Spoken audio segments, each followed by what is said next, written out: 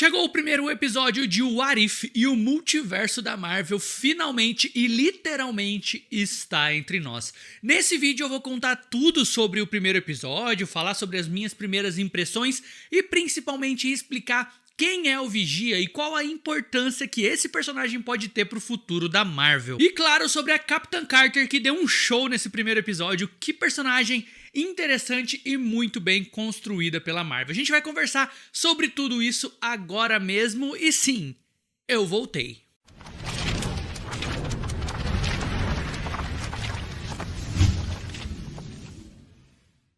Fala, mestres, sejam bem-vindos a mais um vídeo. Eu tô de volta, voltei a fazer os vídeos. Provavelmente durante essa semana eu solto lá no Instagram um vídeo falando sobre o que aconteceu, por que eu fiquei esses últimos 2 meses sem postar vídeo. Então se você não me segue lá, já segue MDU Canal, que eu vou conversar com vocês lá no Instagram sobre o porquê que esses 2 meses passaram sem a gente ter vídeo.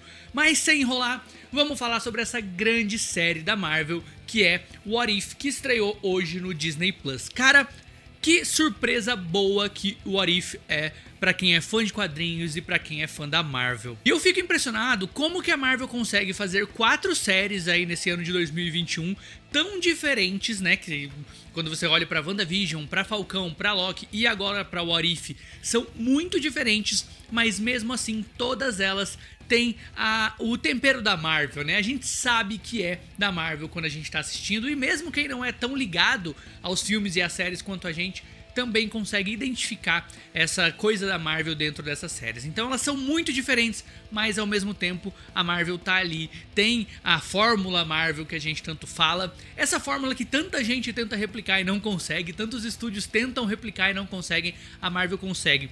Todos os filmes da Marvel, cara, se você pegar desde lá do primeiro até o último e as séries, você sente que você está assistindo algo da Marvel.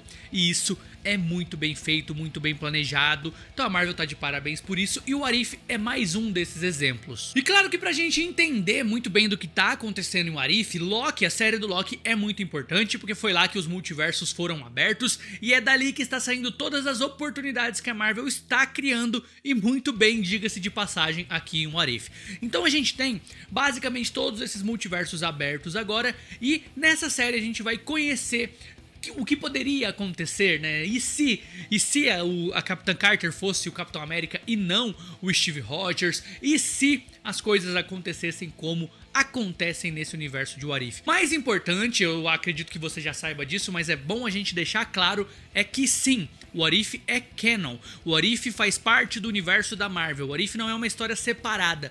Tudo que tá acontecendo ali faz parte do universo da Marvel. Agora, multiverso da Marvel, né? Então faz sim parte, e é importante a gente entender isso e ter essa certeza pra gente principalmente se preparar pro que vai vir aí no futuro, nos próximos 8 episódios da série. E antes de falar um pouco mais sobre o Vigia, eu quero falar sobre as qualidades que o What If tem como série, né? Como um produto audiovisual. E é muito interessante como a série começa. O Vigia contando ali, né? Explicando sobre as várias possíveis versões do mundo que estão acontecendo e que ele vai acompanhando. Uma narração meio documental, que é muito legal o jeito que ele fala, né? Como ele coloca e como ele diz, e se naquele momento aquela decisão tivesse sido diferente, isso iria acontecer. E eu achei muito bacana esse estilo do Vigia narrando, que é o que acontece lá na série de quadrinhos What If, que é dos anos 70. Lá nos anos 70, a Marvel lançou uma série de quadrinhos iguais a essa, onde a gente também tem várias versões dos heróis, e era o Vigia que narrava todas essas histórias. Então a Marvel meio que reconta essas histórias dos quadrinhos aqui, muito fiel, inclusive com o Vigia fazendo essa narração, como foi lá nos anos 60, 70 na verdade. E ele nos apresenta a decisão da Capitã Carter, da Agente Carter, da Peggy, de não subir lá para aquela tribuna, né, naquele momento em que o Steve Rogers estava se transformando no Capitão América. Então ela toma a decisão de ficar, de não subir lá pra galeria, e isso acaba fazendo com que aquela briga aconteça e ela se transforme na Capitã Carter. Cara, é muito bem feito essa animação. Eu fiquei impressionado, primeiro porque é muito fluido, é muito rápido, então não tem perca de tempo, as coisas acontecem muito rápido. Ela é praticamente uma releitura do Capitão América, o Primeiro Vingador, e consegue fazer isso numa velocidade que é muito interessante, que economiza muito dinheiro pra Marvel, com certeza. Mas é uma história bem construída, apesar de ser meio atropelada e meio corrida.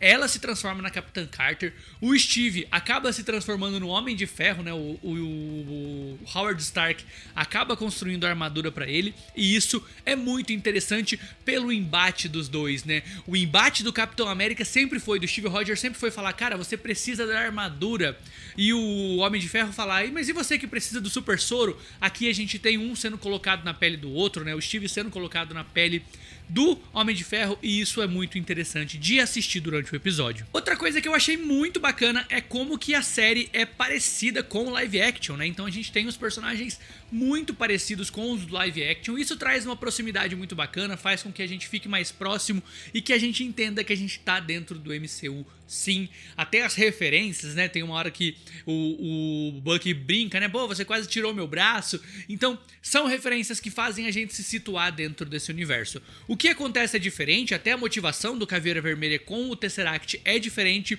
mas isso não atrapalha o todo da história. E como eu falei lá na série de quadrinhos dos anos 70, é o Vigia quem faz essa narração das histórias que estão sendo contadas dentro dos quadrinhos. Aqui nós temos mais uma vez o Vigia fazendo esse papel. O Vigia faz parte de uma raça, de uma das raças mais evoluídas que já existiram dentro do universo da Marvel. Ele com outros 4 Vigias decidiram que iriam usar todo o seu vasto conhecimento para ajudar na evolução das raças através do universo todo. Eles fazem isso até que em um ponto, um ensinamento nuclear que eles passaram para um desses povos acaba fazendo com que eles se autodestruam e faz com que os Vigias percebam que talvez o conhecimento deles não é para todos, e eles acabam ficando como literais vigias sem tomar nenhuma decisão que interfira no livre-arbítrio e no que acontece dentro do universo. Então eles acompanham tudo o que está acontecendo sem interferir em momento nenhum. E o Vigia que acompanha o sistema solar cuidando assim da Terra é o Ato. E esse personagem é muito interessante, porque o Ato nos quadrinhos, isso foi explicado alguns anos atrás, que ele fica vigiando o multiverso para encontrar algum lugar, alguma realidade em que o seu pai, que foi o cara que passou aquele conhecimento nuclear para as pessoas que se autodestruíram, um lugar que esse conhecimento tenha feito a raça evoluir e não se autodestruir, como aconteceu quando seu pai passou. Então ele basicamente fica ali olhando todas as linhas temporais, tudo que aconteceu, para tentar achar um lugar em que o seu pai não tenha feito tão mal assim para um planeta, para uma sociedade inteira. E ele é muito importante, principalmente nas histórias do Quarteto Fantástico nos quadrinhos. Tem muita história muito bacana com ele, inclusive ele interferindo muito mais do que ele disse que faria, mas a gente tem ele participando de diversas histórias, principalmente lá nos primeiros arcos, ali quando o Galactus traz o Surfista Prateado pra Terra, todo aquele arco, ele tem uma importância muito grande. Fica a pergunta, como que a Marvel vai utilizar esse personagem dentro do universo dela? Será que ela vai fazer como que ele seja só o narrador dessa série, só o narrador de What If e nada mais? Será que o Ato, o Vigia, vai ser o cara que conta essa história e realmente não interfere? Ou será que ele terá uma importância como ele tem nas histórias do Quarteto Fantástico? Essa pergunta fica no ar, a gente vai ver nos próximos episódios e principalmente na segunda temporada de What If ou no restante do universo da Marvel, porque mais uma coisa é importante de frisar. Cara, What If, por ser canon e por tudo que está acontecendo agora, é uma série que pode sim sair da animação e ir pro live action, pros filmes e ter alguma interação com esses filmes, e eu acredito que a gente já pode ter tido alguma interação com o filme do Doutor Estranho. E voltando a falar mais sobre a história do episódio, eu gostei muito de como ela foi desenvolvida, eu gostei muito da Capitã Carter, como eu falei, as cenas de ação são geniais, são muito bem feitas, muito bem construídas, e todo o cenário é muito bem feito para que ela brilhe, né, cara, para que ela seja a mais importante. Até aquele momento final, eu achei uma resolução muito rápida, mas é uma animação, eu entendo, é um desenho, e desenhos são assim, a gente vai ter que entender que faz parte do MCU, mas é uma animação, então vai ser bem mais corrido.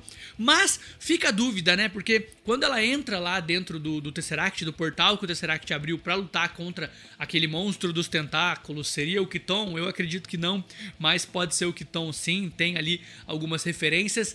E Como que ela viajou 70 anos no tempo, né? Eu acredito que ela tenha entrado em uma outra dimensão e lutado contra esse monstro. Pode ser alguma ligação com Shumagorá, pode ser o Kiton, pode ser muitas coisas, ou pode simplesmente não ser nada.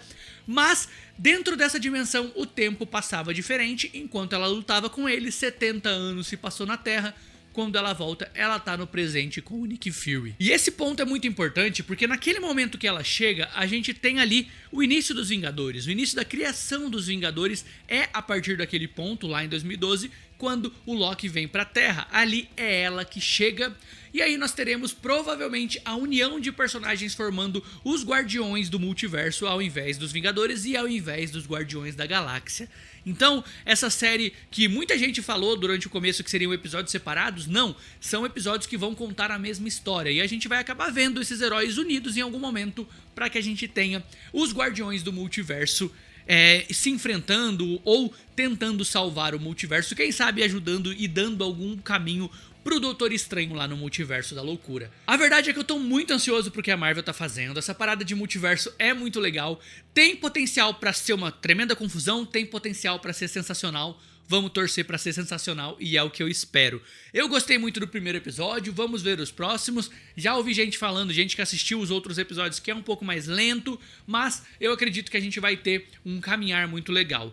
Muita referência, pra quem gosta de quadrinho, pra quem lê quadrinho, tem muita referência. Eu posso fazer um vídeo sobre isso um outro momento, mas tem bastante referência sobre tudo que acontece nos quadrinhos aqui em What If, e é uma série que eu tenho certeza que vai surpreender bastante a gente. Eu tenho certeza que essa série vai surpreender bastante a gente, depois do que Loki fez, né?